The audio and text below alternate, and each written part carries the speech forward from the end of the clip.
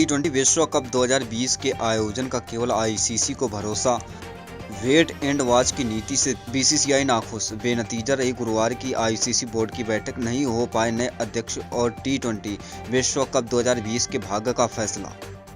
BCCI को नहीं आ रही रास आईसीसी के वेट एंड वॉच की नीति।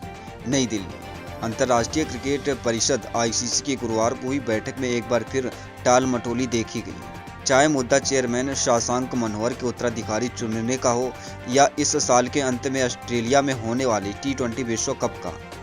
आईसीसी की इस रुको और इंतजार करो की नीति से बीसीसीआई ज़्यादा प्रभावित नहीं है।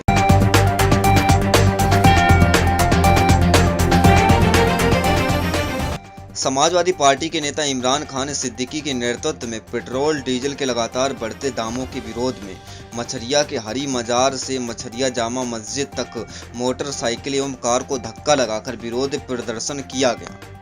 इमरान सिद्दीकी ने बताया कि लगातार कच्चे तेल के दाम कम हो रहे, लेकिन केंद्र सरकार लगातार देश में तेल के दामों में वृद्धि करती जा रही है। इसी के विरोध प्रदर्शन में समाजवादी पार्टी के कार्यकर्ताओं सड़कों पर उतर गए, विरोध प्रदर्शन कर रहे और हमारी मांग है कि केंद्र सरकार तेल के बड़े दाम तुरंत वापस ले।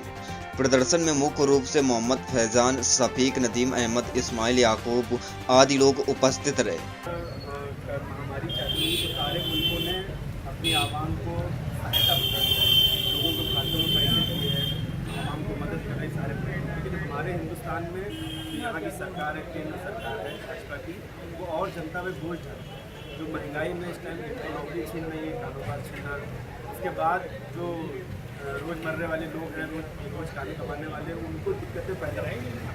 डीजल पेट्रोल इतना महंगा कर दिया है, आप जान रहे हैं कि कच्चा तेल है इस वक्त कितना सस्ता है, बहुत सस्ता है, मूल्य है बहुत सस्ता है। उसके बावजूद देख लीजिए पेट्रोल 80 रुपये लीटर हमारे यहाँ बिक रहा है, इतना महंगा, जबकि कच्चा तेल वर्तमान में बहुत इस हिसाब से सारे जितने भी मुल्क हैं विश्व में सबसे महंगा डीजल पेट्रोल हमारे हिंदुस्तान में बिक रहा है। उसी को लेके आज हमारे नौबस्ता मछलिया क्षेत्र के जामा मस्जिद के पास हमारे समाजवादी पार्टी के सभी कार्यकर्ता और साथियों ने विरोध प्रदर्शन किया था। गाड़ी में जो है टांगे से बांधकर खींचा गया। आने वाला वक्त यही हो जाएगा कि अब हमें फिर वापस पीछे 100 साल जाना पड़ेगा। ऐसा लगता है जब पेट्रोल डीजल इतना महंगा हो रहा है तो अब लोग टांगे और रिक्शा, बैलगाड़ी ऐसे ही प्रतीत हो रहा है। ये सरकार सिर्फ रोजगार छीन रही है और जो भी पिछले सरकारों ने दिया वो सब छीनने काम कर रही है, रोजगार नहीं दे रही है सरकार।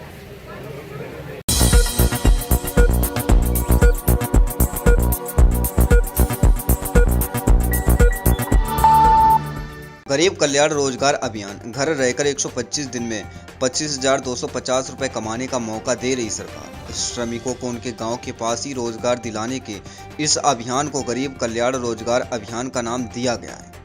इसमें श्रमिकों को उनके स्किल के हिसाब से 25 सरकारी योजनाओं में काम मिलेगा।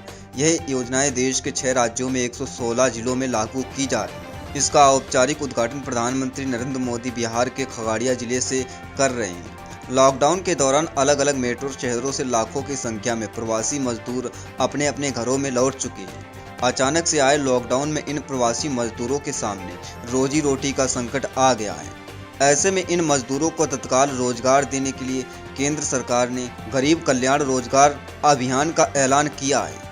इस अभियान के तहत 125 दिनों तक मजदूरों को अलग अलग कामों में रोजगार मुहैया कराया जाएगा। सरकार ने इसके लिए 50,000 करोड़ रुपए का फंड मंजूर किया है। प्रधानमंत्री नरेंद्र मोदी इस अभियान की शुरुआत करेंगे। घर रहकर 25,250 रुपये कर सकते हैं कमाई। गरीब कल्याण रोजगार अभियान के तहत कुल 125 दिनों का काम चलेगा। इसमें रोज की मजदूरी मनरेगा मजदूरी के हिसाब से ही दी जाएगी। इस लिहाज से एक कामगार को रोज 202 रुपये मिलेंगे।